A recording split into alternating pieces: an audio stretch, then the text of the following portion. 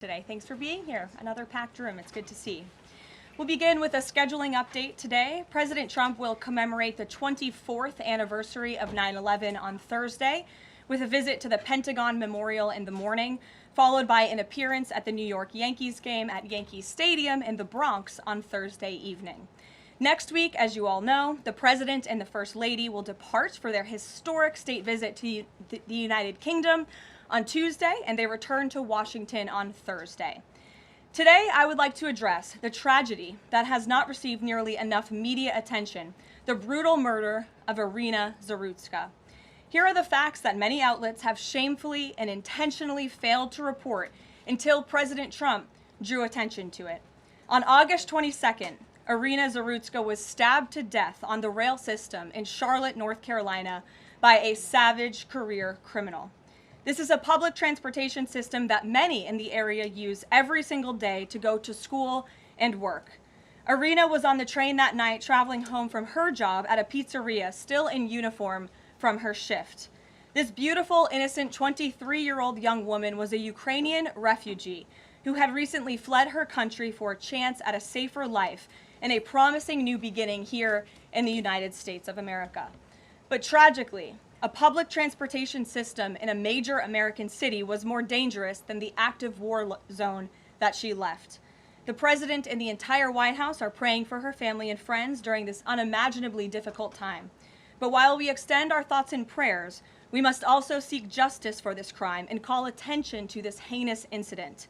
Surveillance video of the killing was finally released to the public this past Friday. It shows the alleged killer, DeCarlos Brown Jr., pull out a knife, get up from his seat behind Irina, and prepare to thrust a blade into her neck before the released footage gets cut. This is pure evil on full display. The most enraging and unacceptable part of this story is that her death was entirely preventable. DeCarlos Brown never should have been on that train that night. In fact, he should have been behind bars. DeCarlos Brown has been charged with crimes no fewer than 14 times, dating back to 2011. Including for armed robbery, felony larceny, breaking and entering, and shoplifting. Brown had previously served 5 years in prison for a robbery with a deadly weapon charge, and he had also forfeited bonds 3 different times, twice in 2014 and once in 2023. Despite all of this past documented criminal history, when Brown was arrested yet again in January of this past year, a Democrat judge, who I will add was a strong supporter of former Vice President Kamala Harris, released this insane criminal once again without requiring him to pay any bail. He simply had to sign a written promise to return for his court hearing. Think about how crazy it is to ask a career criminal, someone who by definition repeatedly breaks the law, to just sign a written promise and come back again another day. This is madness. This monster should have been locked up, and Irina should still be alive. But Democrat politicians, liberal judges, and weak prosecutors would rather virtue signal than lock up criminals and protect their communities. And perhaps most shamefully of all, the majority of the media, many outlets in this room, decided that her murder was not worth reporting on originally because it does not fit a preferred narrative. Many of the journalists in this room spilled plenty of ink trying to smear Daniel Penny for defending a subway car from a deranged lunatic in New York City, but none of those same reporters lift a finger to write stories about an actual murderer. Here's the truth that every American must know. Too many innocent people across the country continue to pay the price of the failed experiment known as cashless bail that has been championed by the Democrat Party for years. All the way back in 2020, North Carolina's then Democrat Governor Roy Cooper established a so-called task force for racial equity and criminal justice. Sounds nice, but it's not. That task force was co-authored by then Attorney General and current Democrat Governor Josh Stein. It recommended, quote, reimagining public safety to, quote, promote diversion and other alternatives to arrest. It also advised to de-emphasize some felony crimes, prioritize, quote, restorative justice, and eliminate cash bail. Democrats in North Carolina and nationwide are consumed with pushing a woke, soft-on-crime agenda, no matter how many innocent Americans suffer as a result. Instead of aggressively prosecuting and locking up violent criminals, the Democrat-backed cashless bail approach lets these criminals roam free in our country to offend again and again. These reckless policies have turned too many of American cities into hunting grounds for career criminals who mock our justice system, drain law enforcement resources, and wreak havoc on law-abiding citizens. Enough is enough, and that is why President Trump is doing everything in his power by taking action to undo these absurd policies. The president recently signed a powerful executive order directing the AG to submit a list of states and local jurisdictions with cashless bail policies so that the Trump administration may identify federal funds that are being provided to these states and can potentially be suspended or terminated. President Trump firmly believes that to maintain order in public safety, we must incarcerate individuals whose pending criminal charges or criminal history demonstrate a clear, ongoing risk to civil society. This is a common sense and sensible approach that the vast majority of Americans agree with, and it's time for the Democrat Party to get on board with what is right. When these criminals are caught, they must be prosecuted to the fullest extent of the law and be sent to prison, where they can no longer terrorize our streets. This is the mandate the American people delivered to President Trump, and it's a mandate he intends to fulfill. Staying on the topic of public safety, new preliminary data released today by Customs and Border Protection in August shows that President Trump has delivered the most secure border in American history. For the fourth straight month, 0 illegal aliens were released into the United States by CBP. Nationwide encounters are down 93% below the peak of the Biden administration. Border Patrol apprehensions on the southwest border in the entire month of August were less than what was apprehended in 4 days in August 2024 under the Biden administration. President Trump has ended disastrous Biden illegal alien invasion, and he sealed our border in record time, keeping this central promise he made to the American public. With that, I will take your questions. Here in our new media seat today, we have Michael Schellenberger, who is the founder of Public News with nearly 2 million readers and subscribers. Michael, thank you for being here today. Thank you. And why don't you kick us off? Sure. Thank you for making space for new media. Nice to meet all of you. It's great to be here. I want to see if you could give some insight into whether the president is considering additional measures against Europe and Brazil, not just for censorship, but also for preventing political candidates from actually competing in elections. We've now seen in Romania, France, and now Germany with Joachim Paul, efforts to basically just prevent candidates from being able to compete in elections. The president has shown some concern around President Bolsonaro, who's being prevented from running. All of this is coming in the context of increased censorship of online platforms, of American platforms, and efforts to censor Americans. I'm personally being investigated under criminal investigation with my Brazilian colleagues for publishing the Twitter Files Brazil. We're very grateful that the president has imposed Magnitsky sanctions on the judge. Is the president considering additional actions, given that it appears that they're going to end up with a conviction against President Bolsonaro, preventing him from running?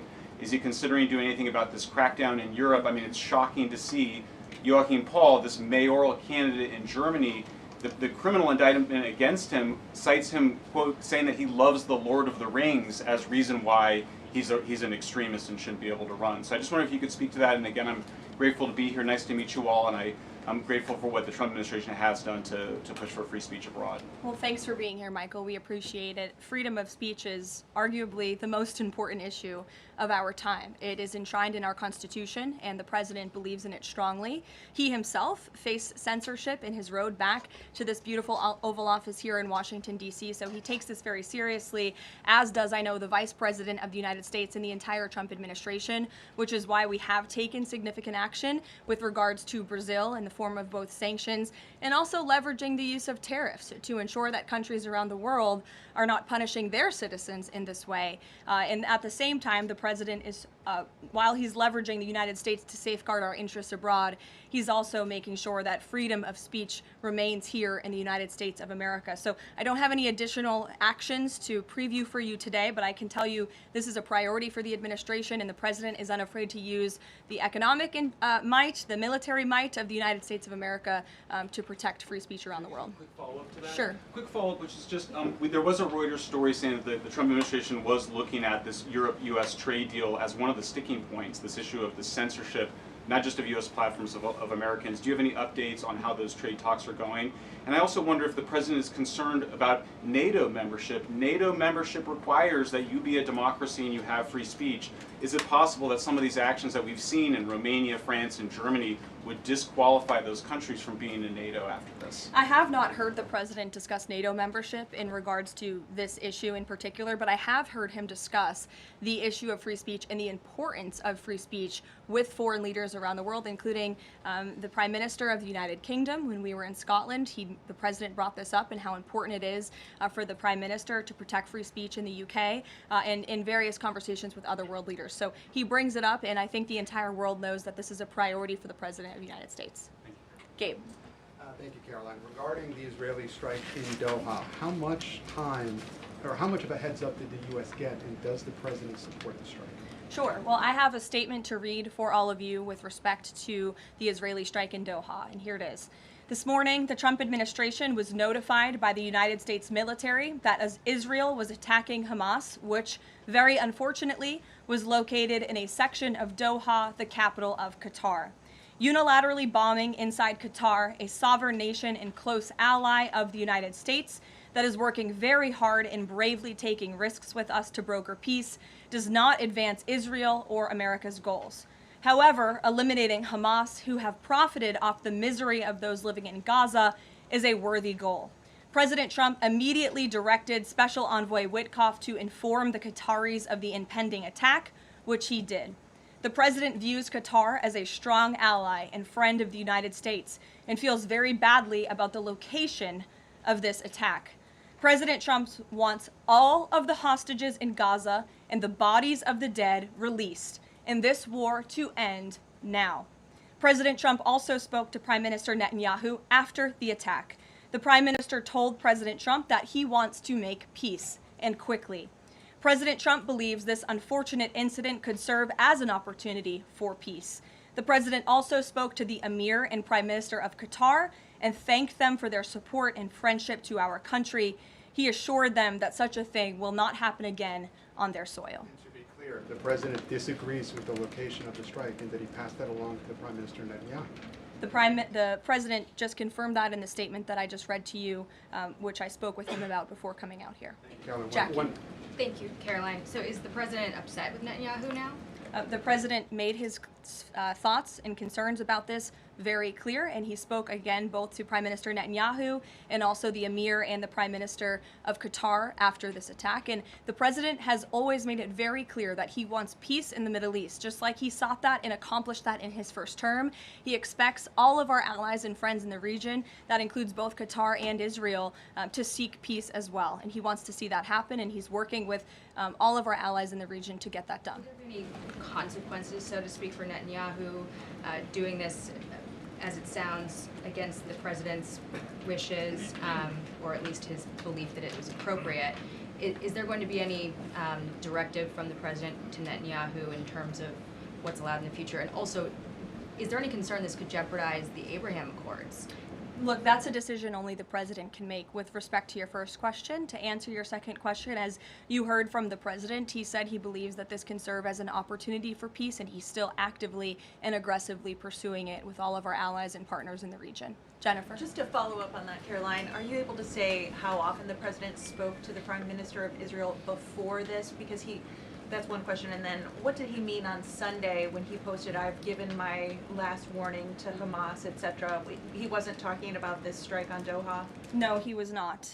As I told you, the Trump administration was notified by the United States military that Israel was attacking Hamas, and the president spoke to the Prime Minister after the attack, as well as, again, the Emir and the Prime Minister of Qatar. And I know Secretary Rubio and Special Envoy Witkoff were present for that call with the Qataris as well. Reagan. Thanks, Caroline. I have two questions for you on crime crackdown. Sure. Democrats have tried to argue that red states have higher crime rates while overlooking problems of high crime in blue cities. I'm wondering if the president would consider working with red state governors to fix high crime in blue cities like in Memphis, Tennessee. So first of all, I want to get to the premise of your question, Reagan, which is being pushed by Democrats, that there is crime in red states. Of course, there is crime in all states, but the crime in these cities is all in cities that are run by Democrats. If you look at the list of the top 20 high crime cities in the United States, every single one, with the exception of one in Louisiana, is run by a Democrat. And these Democrats have supported the same policies that I spoke about at the beginning of this briefing, like cashless bail. If you look at a red state, Mississippi, but a Democrat-run city in that state, Jackson, in 2019, Jackson, Mississippi eliminated cash bail for virtually all misdemeanor cases. And while Jackson is not formally a sanctuary city, the state of Mississippi formally banned sanctuary cities, and this city has acted as a de facto sanctuary city for criminals and illegal aliens since 2017. Same thing, Birmingham, Alabama, a Democrat-run city in a red state. In 2017, the Birmingham City Council unanimously passed a resolution, quote, committing to establish sanctuary policies. So if you actually look at the facts from these Democrat-run cities, these are cities that are run by Democrats and by by members of the Democrat Party. These are blue cities, and they have all supported these disastrous policies which allow repeated career criminals back onto the streets to further commit acts of violence. And so to answer your question, yes, the president wants to work with anyone across this country who wants to end these horrible policies and to bring law and order to our streets. And I think that is proven by his tremendous cooperation with the mayor of Washington, D.C. and our nation's capital. And just look at the results of that. And I do have some updates for you on the D.C. crime crackdown if anyone is interested. There have been a total of 2,177 arrests made since the start of the operation on August 7th. Just last night, there were 57 arrests made in Washington, D.C. Of the 57 arrests, there were 14 illegal aliens who were arrested, many of whom had prior criminal histories. And other arrests just last night in our nation's capital, so you all can be very grateful for this. Our great men and women of law enforcement, both federal and local, working together as they should, made an arrest on a warrant for assault with the intent to kill. The subject shot 2 adult males after an altercation. They made an arrest on a warrant for an armed carjacking. The subject assaulted an adult male in the face with a firearm and then took his keys. We also made an arrest on a warrant for simple assault and the destruction of property and subsequently charged with second-degree theft. Last night in D.C., there was an arrest for possession of a controlled substance with second-degree theft. There was an arrest for possession of a controlled substance with the intent to distribute that subject. The person is also a subject of interest in a homicide and a carjacking. Last night in D.C., we also arrested a felon in possession of a firearm who was carrying that firearm without a license. So these are the career criminals. These are the bad guys that we are picking up in Washington, D.C. every day. The president would love to do this in every Democrat-run city across the country, and he hopes that more Democrats will call the White House to allow us to help them. One more that's D.C. specific. Congress is poised to not extend Trump's federalization of the D.C. police. Mayor Bowser signed an executive order formalizing cooperation with federal forces. You just mentioned all the success that the operation has had. Does the White House believe that the Mayor Bowser's action is enough to continue the crime crackdown? We are very grateful for the mayor's cooperation in this effort, and we look forward to continuing to work with her and the Metropolitan Police Department. Bloomberg. Thanks, Caroline. The president says, he plans to speak with Putin soon. Can we expect a phone call between the two leaders this week? I don't have any phone calls to read out between you, the president, and any other foreign leaders. Ed. Thanks, Carolyn. I want to ask about the benchmark revisions that came out. If you look at the revisions between March of 2024 and March of 2025, and you do a little math, it averages out to 73,000 jobs roughly per month added to the economy, less than what was thought. When can we expect the Trump administration, now their policies are rolling out, for that increase, that average to increase? Well, let me just say something about the revisions that came out this morning. And this was one of the biggest revisions in absolute terms in decades. And the benchmark year, March 2024 to 2025, shows that the job growth was vastly weaker during the Biden administration than ever previously reported. Between this revision and last year's, job growth was actually overstated by approximately 2 million jobs. And the Biden administration stood up here and vouched for that data and told you that data was real. And when President Trump calls into question the veracity of that data, like he did before he took the oath of office and even now as President of the United States, States. He was ridiculed for that, and turns out this revision proves two things. Number one, the president was right, and this is why we need new leadership at the Fed, and this makes it very clear that President Trump inherited a much worse economy by the Biden administration than ever reported, and it also proves that the Federal Reserve is holding our monetary policy far too restrictive. Interest rates are too high. The Fed needs to cut the rates because of the mess that we inherited from the Biden administration. Time frame. The president has said a year. Secretary Besson said maybe the fourth quarter. When can we expect these numbers to increase? Well, first, we need accurate numbers. We need truthful and honest data, which is why the president took the monumental step to try and appoint and confirm new leadership at the BLS so we can have data that we can actually rely on. And that's what the president is doing, and we hope that his nominee will soon be confirmed. Charlie. You addressed the crime of Irina Zurika, and the president has done a lot to deliver justice for victims of crimes like that horrific stabbing. And the Epstein files are back in the news because a lot of Americans feel that that Jeffrey Epstein's victims never got justice. Does the president care about these victims? Do you think he can does he want to deliver more justice for them, and is he willing to meet with them? The president cares about victims of all crimes, and that's why Republicans in the Trump Department of Justice have done more in terms of transparency when it comes to the Epstein case than any prior administration. And why are the Democrats all of a sudden caring about this? It's because they are desperately trying to concoct a hoax to smear the President of the United States. We have seen this time and time again. Ro Khanna and all of these other Democrats, they could have cared about those victims 4 years ago when Joe Biden was in office. They could have pushed for transparency then. Unfortunately, the Democrats are using victims as political pawns to try to smear and to push a hoax against the President of the United States. And I will get you numbers on the amount of child predators that this administration and this FBI and this Department of Justice have locked up under President Trump's leadership. We have done more than any president to protect victims of crime, especially disgusting, heinous sexual crimes, and that includes the deportation of illegal aliens who are perpetrating these crimes against innocent victims in our country right now today, and that remains a top priority for this administration. Does the president, will he meet with the victims? On the Doha strikes, did the president speak with Netanyahu before they were carried out? Did he urge him to not go through with it, or did they only speak afterwards? Again, I read you a statement. The Trump administration was notified by the United States military that Israel was attacking Hamas. The president directed his special envoy Witkoff to immediately call the Qataris, and after the attack, he spoke to Prime Minister Netanyahu. One more. Behind you. Thank you. Go ahead.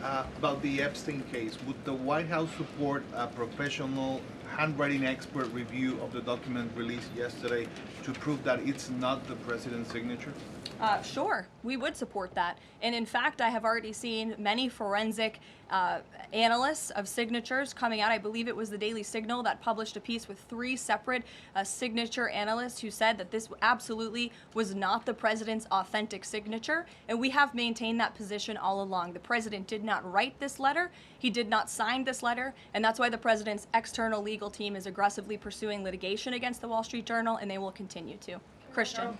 Thanks, Caroline. Following up on Ed, now that we have these revised jobs numbers, is the president concerned at all that price spikes, stemming from his tariffs through the end of the year might actually be driving the country towards a depression or a recession? What I'm asking is he committed to these policies now that we know how faulty the jobs data was? The president is committed to his policies because his policies are working, Christian. And there have been a lot of people fear-mongering about inflation in this room, but it just has not come to fruition. On a monthly basis, CPI inflation has now come in at or below the market's expectation for 6 consecutive months, every month that President Trump has been in office. Overall, inflation has run at a 1.9% average pace in the president's first 6 months in office. I would have told all of you that in January, you would not have believed me, but those are the facts and those are the numbers. And we also see many other positive signs in economic indicators like real GDP. In the second quarter, it was revised up to 3.3%. That beat the market's expectation. We know there's a capital spending boom right now, which we know is one of the greatest economic indicators of job growth. We know wages are increasing at a far faster pace than they were under the previous administration. We see productivity in the second quarter was also revised up to a strong 3.3%. In total industrial production, factory output also surged. all of this means the economy is moving, people are working, people are spending money. You look at consumer spending, that is also ticking up and in the right direction. And a large part, it's because of the incredible work the president has done in terms of energy and unlocking our energy dominance in this country. Again, these jobs, the numbers from the BLS today prove that the economy was an absolute mess, and we are working every single day to fix it, and all of those indicators I just read for you are positive sign of what is to come. Just one more quickly on Sure, trade, Danny. Caroline. I just wanted to get a bit of clarity on the sequence of events for the Doha attack and the notification. You said that the U.S. military notified, if I got it right, the Trump administration was notified by the U.S. military. That's right. Was the U.S. military notified by the Israeli military, or did the U.S. military detect an incoming Israeli attack on Qatar? The U.S. military notified the White House and the President of the United States. That's all I have to share for you on that, Danny. Thank you. Jeff. Also following up, you said that the president assured the leaders in Qatar that this would never happen again. Did he say that to the Prime Minister of Israel, and did Prime Minister Netanyahu agree to that? The president told that to the emir and the prime minister of Qatar, and the president also overstressed the importance of peace in the region in his conversation with Prime Minister Netanyahu as well. And Prime Minister Netanyahu told President Trump he wants peace and he wants it quickly. That's what the president expects to happen. The president is very clear in the statement that he just had me read, and you will all see it out on True Social very shortly, I am sure. The whole world will see it. He wants all of the hostages released out of Gaza, and he wants this war to end. Those are two clear directives that the president is making very clear for the entire world to understand. Mary. But Qatar obviously has been helping to negotiate these ceasefire talks. Does the president think that Israel is undermining negotiations by striking Qatar? Is he concerned that Qatar's no longer going to want to play that intermediary role? I think the president addressed that in the statement. I can read the whole thing for you again. I think it's very thorough because the president wanted to address all of your questions. We wrote, unilaterally bombing inside Qatar, a sovereign nation and close ally of the United States that is working very hard and bravely taking risks with us to broker peace, does not advance Israel or America's goals. However, eliminating Hamas, who have profited off the misery of those living in Gaza, is a worthy goal. So he answered that question And to be himself. clear, you can't say that Israel informed the U.S. What I can tell you is the United States military informed the Trump administration. Thank you. A quick follow on that. Can you tell us when the U.S. military was notified, given that the largest U.S. military base is in Doha? And then I have a question on D.C. crime. This morning, just before the attack, as I said earlier as well. Okay, thank you. And yesterday, the president spoke about D.C. crime and talked about how there was virtually none. And then he expressed frustration about things that take place in the home they call crime. He said, you know, they'll do anything they can to find something. If a man has a little fight with the wife, they say this is crime. See, now I can't claim 100%. Exactly what crimes was the president referring to? He wasn't referring to crimes. That's exactly the point he was making, Ouija. What the president is saying is that these crimes will be made up and reported as a crime to undermine the great work that the federal task force is doing to reduce crime in Washington, D.C. And I think the president has every reason to believe that, given the efforts of many reporters in this room who actively seek to undermine the president and what he's doing in our nation's capital. We all know that deep inside you all agree with this because you all live here, and I'm sure you are very grateful for the administration's efforts to make the city, which we all reside in, much safer for ourselves and our families. Michael. Thank you, Caroline. Florida Congressman Randy Fine is calling for judges to face consequences if the violent repeat offenders they release go on to commit new crimes. Is that something the president supports? It's not something I've heard the president discuss. You can ask him yourself next time you have the opportunity to. How's that? Caroline, one more question. On Thursday, President Trump will head to the Pentagon and also to New York City in honor of the 24th anniversary of 9/11. Has the president expressed any interest on creating or having congressmen create a new 9/11 commission to answer some of the ongoing questions many Americans have about that day? I, again, have not heard the president discuss that. You're welcome to ask him yourself, but I do know he very much looks forward to going to both the Pentagon and the Yankees game in New York City on Thursday to commemorate the 24th anniversary. As you know, the president is a New Yorker at heart. He loves the city very much. It is his home, and you'll hear more about that on Thursday when the president speaks on this himself. Kelly.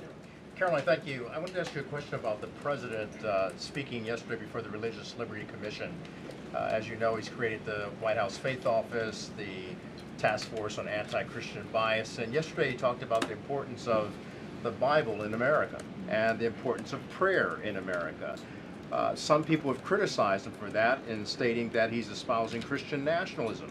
Yet the president has called on the American people to band together in praying for this nation for people of all faiths.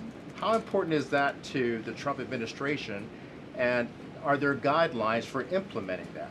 Well, last time I checked, it's not just Christians who pray, it's people of all faith who pray, and that's what the president wants to protect, the religious freedom for Americans of all faith. And he spoke about that yesterday, and that's why he was very proud and excited to announce this new initiative, Pray America, encouraging all Americans to pray for our country in the goodness of our country leading up to America's 250th birthday next year.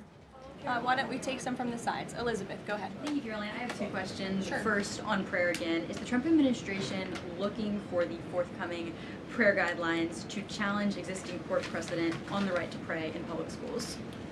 Well, the president spoke about that yesterday, and some of the changes we are making to ensure that the religious liberties of America's students and our youth are respected in public schools. In fact, he had a young student and invited him on stage to share his story about how when this young boy spoke about biological and biblical truth in his classroom, he faced consequences for that, and how Americans of faith should not be facing consequences for expressing their religious freedom and their religious views. Not in any public school in America should that be happening. You heard the president talk about that yesterday. And Sure. Caroline, thank you so much. Regarding Israel attacking Doha, beside a phone call, what was President Trump's involvement in the attack, if any? Look, I don't have anything more to read out for you on this other than the very lengthy and thorough statement that I have shared repeatedly now. Sure. Go ahead. Thank you. After the Supreme Court ruling yesterday on the ICE raids in Los Angeles, some particularly non-white U.S. citizens are saying that they're going to begin carrying their U.S. passports with them at all times. What is the White House's response to Americans who are concerned about being swept up, as others have been already, in these enforcement actions? They should not be concerned, because this administration is focused on the detention and deportation of illegal alien criminals who broke our nation's immigration laws. And the Supreme Court upheld the Trump administration's right to stop individuals in Los Angeles to briefly question them regarding their legal status, because the law allows this, and this has been the practice of the federal government for decades. And the Immigration and Nationality Act states that immigration officers can briefly stop an individual to question them about their immigration status if the officer has reasonable suspicion that the individual is illegally present in the United States. And reasonable suspicion is not just based on race, it's based on a totality of the circumstances to review. And I will tell you, I spoke to our border czar about this morning. When ICE goes out to conduct a targeted operation to deport illegal criminals from our community, they are doing so with intelligence, they are doing so with law enforcement sources, they are doing so in most cases with the backing of local law enforcement who know exactly where these illegal alien criminals and drug traffickers and drug dealers are hiding in plain sight in American communities. And the men and women of ICE are doing everything they can to not only follow the law, but to enforce the law. And it's about time that has happened, because we had 4 years of an administration who completely ignored and evaded our nation's very clear immigration laws, and the Supreme Court has reaffirmed that. Sure. Thanks, Caroline. One of the other documents released by the House Oversight Committee contained a photo of Jeffrey Epstein holding an oversized check that was made out to him in the check from the president for $22,000 for a fully depreciated woman. I wondered if the president has any recollection of that, or what you guys make of that photo that was included in those documents. Did you see the signature on that check? It is not Donald Trump's signature. It is absolutely not. The president did not sign that check. But does he recognize Jordan, the woman? Caroline, Thank you, no. Caroline.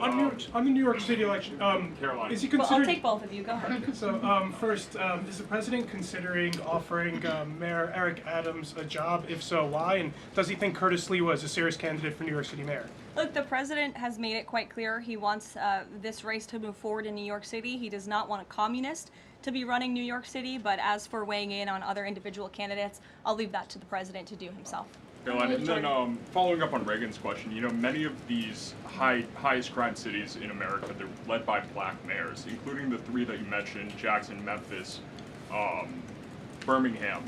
So given that, what's your response to criticism from the left that Trump is targeting black mayors? Isn't he just trying to protect black people? The president is trying to protect all Americans from crime, and he wants to make all of our cities in America safe. And the fact is, the most dangerous cities in America are run by Democrats, overwhelmingly. And according to the FBI crime statistics, 19 of the top 20 cities with the highest murder rate are run by Democrats. And these high crime Democrat-run cities are driving up the crime stats in otherwise safe red states. So of course he wants to address this problem. He's made that quite clear. You know, Mike Johnson, he came out and said that the president was an FBI informant. Do you know what he meant by that, if it's not true? I can affirm that is not true. I think the speaker was referring to the fact that President Trump kicked Jeffrey Epstein out of his Mar-a-Lago property for reasons the president has already discussed. John. Oh, thank you, Caroline. First of all, as a Washington, D.C. resident with my family, I just want to thank the administration for revitalizing safety here. In the last 3 weeks, it's been stunning. Well, I want to go to Virginia. All of a sudden, out of the blue, Winsome Sears has closed the gap on Abigail Spanberger. Got 4 issues. Coerced abortions in Fairfax County without telling mom or dad, no parents, girls going in boys' bathrooms on film, right? 2 of the young fellows get suspended for complaining about it. Virginia Beach man, an innocent man, is now died in a car crash by a drunk illegal going on the other side of the road, and now you got Spanberger's got these racist signs. When are we going to get the president to make an official endorsement of Winsome Sears and maybe come and campaign in West Virginia? Well, as you know, I'm very limited in what I can talk about when it comes to political endorsements in future elections from this government podium. But all of the issues that you just mentioned I know are very important to the president, and it's quite common sense. It's the foundation of the Republican Party, and it's what sent this president back to the Oval Office. We want to keep men out of women's sports and bathrooms. We want criminals to be locked up. The president wants to see law and order in every state across the country. But as for political endorsements, I'll leave that to him and his political advisors to make those. Sure. Haley. Thanks, Caroline. I have 2 questions for you, if it's okay. One on Doha and one on immigration and crime. Sure. On Doha, ahead of the strike we saw today, did the administration at any point try to dissuade the Israelis from the potential for an action like we saw today? Again, I have answered questions repeatedly on this. I have a very lengthy statement which we will release after this briefing for all of you to read and to report on once again. Okay, and then on a case in Maryland, the killing of Dakara Thompson, there are reports that the suspect arrested for her murder was in the country illegally and arrested and released for driving under the influence both in 2022 and in April of this year by U.S. Park Police. Is the administration looking into what process allowed this to take place? Yes, we absolutely are. As soon as we saw this case, we ensured that the Department of Homeland Security and the Department of Justice were on it, and I can assure you that they are. This is another heinous act of violence against someone who should have never been in our country illegally in the first place, and that's exactly why the deportation of illegal criminals from our country is a top priority for this administration, and it's something that is happening every single day. And I would encourage all of you to continue to report on the very violent illegal alien criminals that we are deporting daily from American communities across the country. We will never understand how many lives have been saved by these efforts, or how many lives would have been lost if not for this president and the administration's policy to deport illegal criminal aliens. On tariffs. Thanks, Caroline. Follow up on Charlie's question. Would the president meet with the Jeffrey Epstein victims? I don't have any meetings for you to read out on that. On tariffs. Go ahead. Thanks, Caroline. Is the Trump administration considering a ban on transgender Americans owning guns? Is that something the president would support, even as we've seen some gun groups oppose the idea of it? I saw reporting on this. I understand there were very preliminary, low-level discussions about this at the Department of Justice, and then sometimes those discussions are reported as fact. I'm not tracking any potential actions on this front, and I'll let the president weigh in on that. It's a policy decision, and it's far too early or would be premature, inappropriate for me to weigh in on it at this point in time. Behind you. Go ahead. After the immigration raid at the plant in Georgia on Friday, the president said over the weekend that he's open to some kind of changes in perhaps rules or visa rules or law that would prevent something like that happening in the future for skilled workers to train American workers. That's right. Can you confirm that and that the administration supports those changes, and what exactly would that look like? Well, the president said it himself in a statement that he put out on Sunday night, where he is very grateful for foreign companies from around the world and the investments that they are making right here in the United States of America. And he understands that these companies want to bring their highly skilled and trained workers with them, especially when they're creating very niche products like chips, or in this case in Georgia, like batteries. But the president also expects these foreign companies to hire American workers, and for these foreign workers and American workers to work together to train and to teach one another. And so he expects these foreign companies to hire American labor. We want Americans to have these jobs. Americans need these jobs, but he also understands the need for these companies to bring over their workers who already have these skills. So I think it's a very what those changes might be? I think it's a very nuanced and responsible and sensible approach for the president to take. And I know that the Department of Homeland Security and the Department of Commerce are working on this matter together. I would defer you to them for any further action on this front. Caroline, thank you. I want to follow up on something you said. You said the Epstein documents are a hoax that Democrats are perpetrating against the president. You've said he didn't sign that check, that he didn't sign the birthday card that he allegedly signed. So what is the theory, since these documents came from the Epstein estate? Who is I guess in your view, faking these documents? I did not say the documents are a hoax. I said the entire narrative surrounding Jeffrey Epstein right now that is absorbing many of the liberal cable channels on television is a hoax that is being perpetuated by opportunistic Democrats like Ro Khanna and the others whom you saw on that press conference outside of Capitol Hill, who are trying to push this hoax against the President of the United States. What exactly is the hoax? I'm just trying to understand what's fake. What's fake is not the The documents. hoax is the Democrats pretending to care about victims of crime when they do not care about victims of crime, when they have done nothing to solve crimes, when they have done nothing to lock up child pedophiles and child rapists across the country, and when they are now using victims as political props to try and, again, smear the President of the United States and drag on this bad story about him. It is a distraction. The Democrats view this story as nothing more than an attempt to distract from the accomplishments and the achievements of this administration.